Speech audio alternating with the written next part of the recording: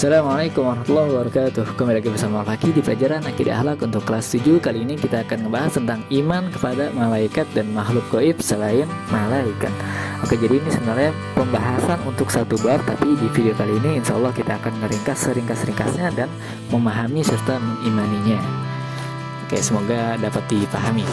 Yang pertama, pengertian iman kepada malaikat. Nah, sebelum masuk ke pengertian iman kepada malaikat, malaikat itu apa sih? Malaikat sebagai makhluk rohani yang bersifat gaib.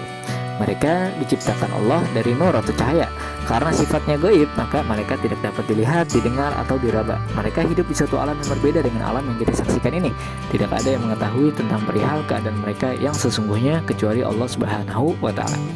Malaikat disucikan Allah dari nafsu hayawaniyah, terhindar sama sekali dari keinginan-keinginan hawa nafsu dan jauh dari segala perbuatan dosa.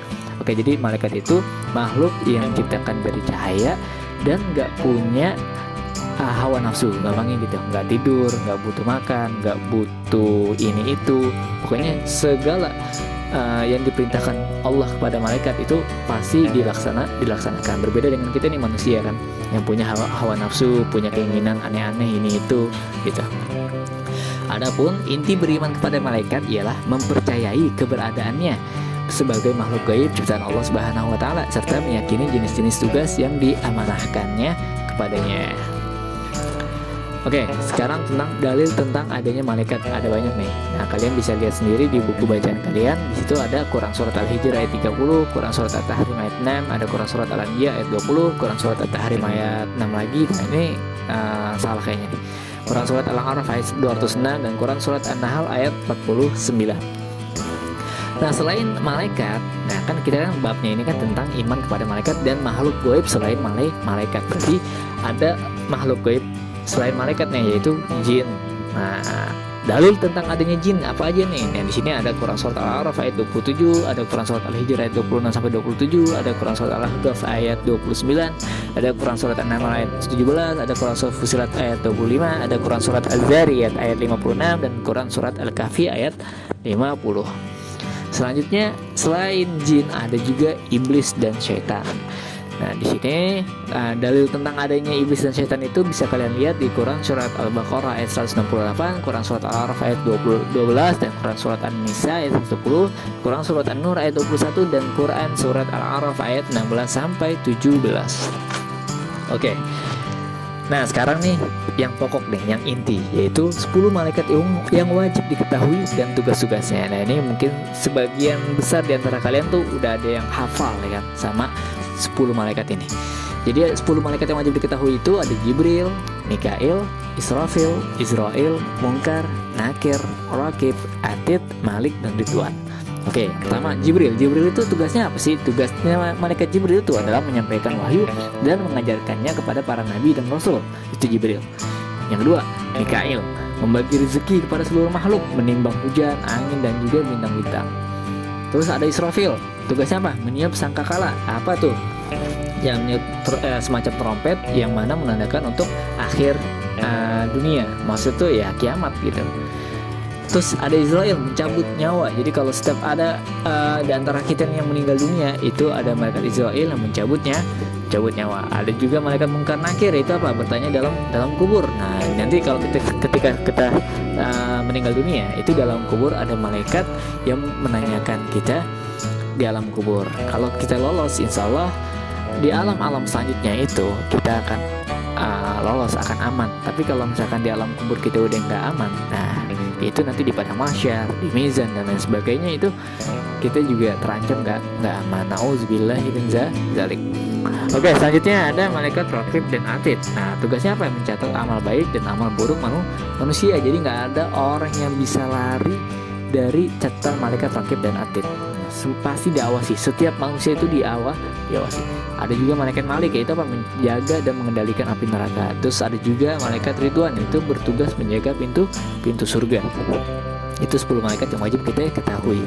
Oke, selanjutnya tentang sifat-sifat malaikat. Nah, malaikat itu sifatnya apa aja sih?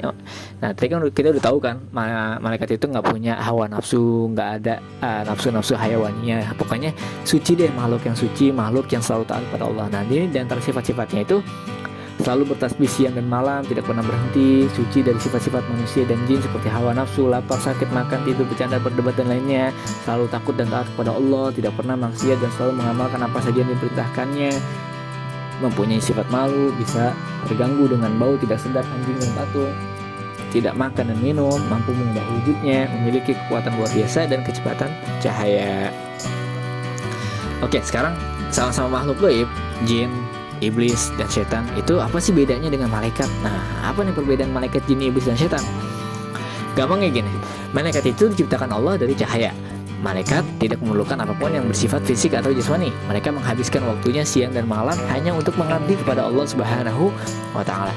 Nah, kalau jin itu, jin berasal dari bahasa Arab artinya menutup atau merahasiakan. Yang dimaksudkan adalah jin tertutup dari panca indera.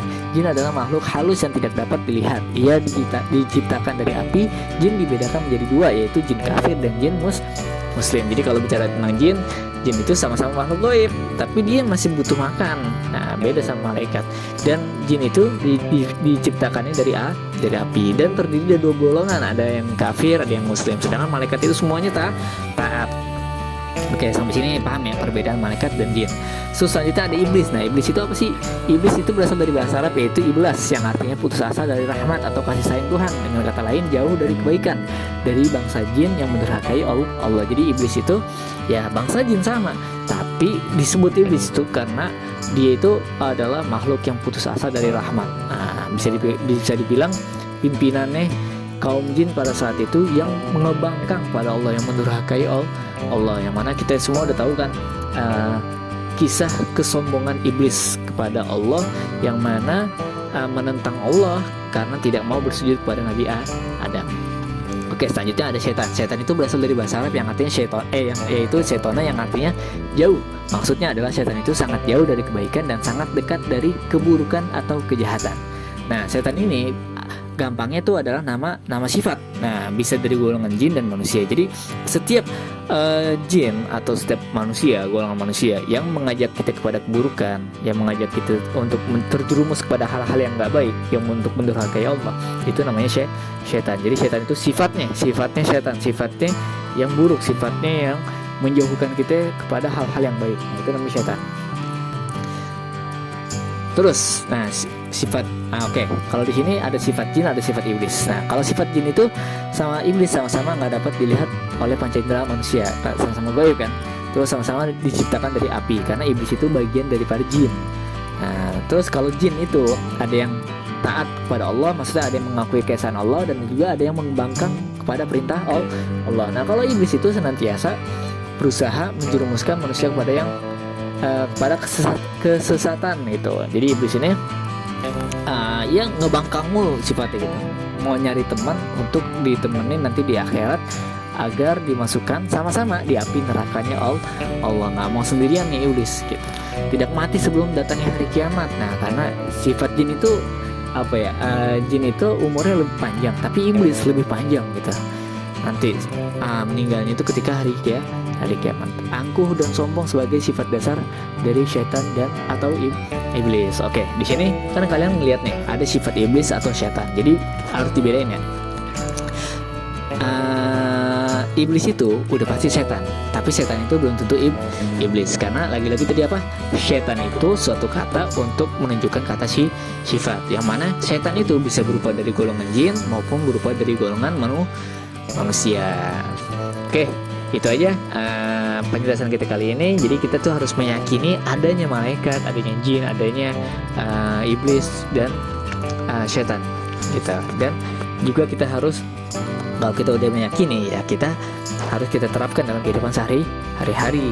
Nah, oke, itu aja, cukup sekian. Kalau misalkan penjelasannya kurang jelas ya mohon dimaklumin.